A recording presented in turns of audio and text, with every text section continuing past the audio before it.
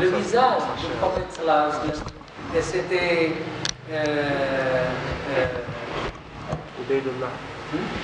Abu Ubaida al-Jarrah qui a tiré le casque pour l'enlever et il a perdu ses dents.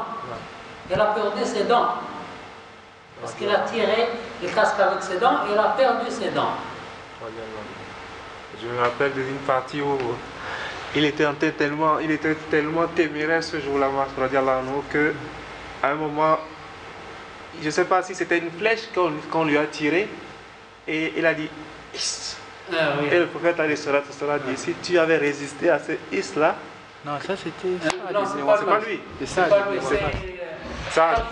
C'est Talha. Ah, d'accord. Donc je fais la confusion à cette affaire-là. S'il n'avait pas dit is, les malaïques allaient le sauver. Ça va. Si tu as dit Bismillah. Bismillah à la place de ça. Ça, c'est pas ça, ibn Waqqas. C'est pas ça. Non, Talha.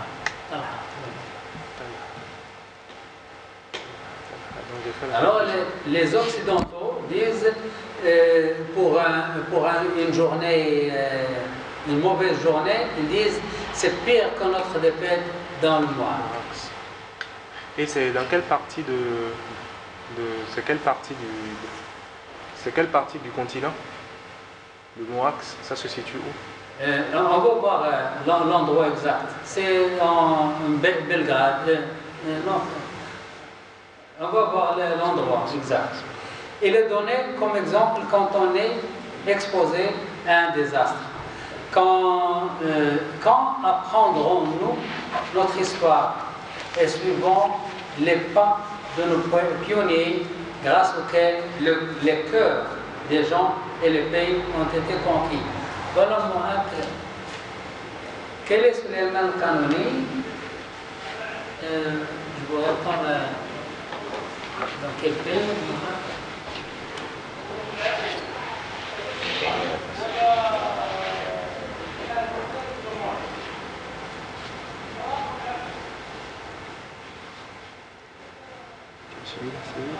Non. On va le voir dans.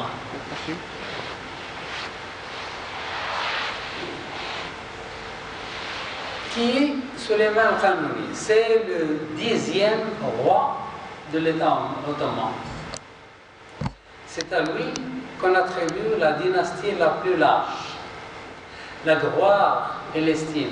Son père constitue le sommet de la splendeur de leur État. Il avait comme habitude d'envoyer des lettres à tous les gouverneurs et les nobles de la Mecque et Médina, pleines de discours et de conseils coraniques, mentionnant l'avantage de la justice et de l'équité dans le jugement et la teneur des conséquences de l'oppression. Et il entamait toujours ses missives avec le verset coranique Innahu min Sulayman wa innahu bismillahir rahmanir rahim. Il commençait toujours ses lettres avec Innahu min Sulayman wa innahu bismillahir rahmanir rahim. C'est un verset de Coran, Surat al-Nabi. Ça coïncide bien. Masha'Allah. Donc Dieu ne fait rien par hasard, subhanallah. Alors, les causes de la bataille Mohawk. Quand le sultan Sulayman avait pris les rênes de la succession légale, le roi de la Hongrie, c'est la Hongrie. Le Mohawk est en Hongrie. Le roi de la Hongrie avait refusé de payer le tribut qui a été payé pour Khalid Salim. Salim, c'est le père de Sulayman. Et c'est Salim il y avait une attaque des croisés de 5 pays. C'est pas Salim qui a marché pour aller à la Mecque? Oui. Et il a percé. Mais c'est lui, c'est Salim. Qui a percé les oreilles ou les. Oui. Pour avoir le même statut. C'est Salim, oui.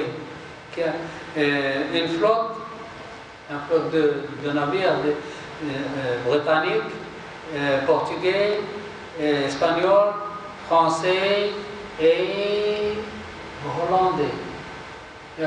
5 pays qui voulaient attaquer les musulmans, attaquer Mecca, ils croyaient que le roi, que le prophète sallallahu alayhi wa sallam est enterré dans le Kaaba.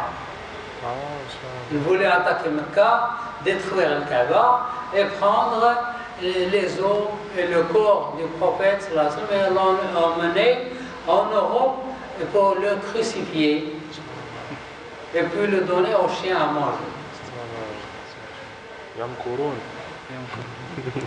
Alors lui, il était en combat avec un pays du nordique.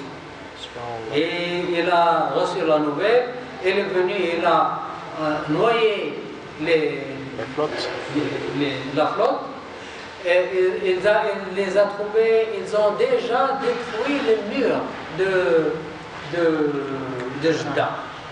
Ils ont détruit les murs de Jeddah. Il les a tués tous, et il a laissé les gens reconstruire les murs de Jeddah, et il a marché pieds nus et tête nue de Jeddah à Mecca, c'est 70 ou 73 km. Pieds nus et tête nue en disant Fidaka ya Rasulallah, Fidaka ya Rasulallah. C'est lui le premier. Maintenant, les gens, quand dans les démonstrations, ils disent Fidaka ya Rasulallah, Fidaka ya Rasulallah. C'est lui, c'est Salim qui l'a dit la première fois. Et il a percé les oreilles, il a pris le balai et il a balayé la cour de Beit al-Haram. Il dit moi je suis serviteur. C'est lui qui a dit je suis serviteur de l'Haramain. Maintenant ce dinosaure et il dit je refuse, quand je deviens roi, j'enlève le terme Khadim al-Haramain. Je ne suis pas un Khadim al-Haramain. Je suis le serviteur de Haramain. Je suis le seigneur de Haramain. Il refuse le titre de Khadim al-Haramain. Il attend être nommé officiellement roi pour enlever Khadim al-Haramain. Il ne le mérite pas, c'est vrai.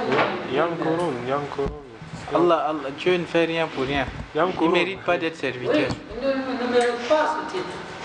Je ne sais pas la valeur qu'il y a dedans. Est-ce qu'il est aussi intelligent que Salim?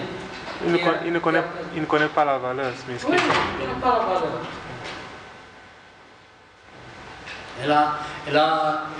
Il a construit disco halal. Il y a disco halal à la Mecque. Disco halal. À la Mecque, tout près de Beit al-Haram. Disco halal. Et les femmes et les hommes dans les stades se mélangent. Je n'ai pas suivi ça. Dans les stades, il y a des concerts, des grands artistes qui viennent.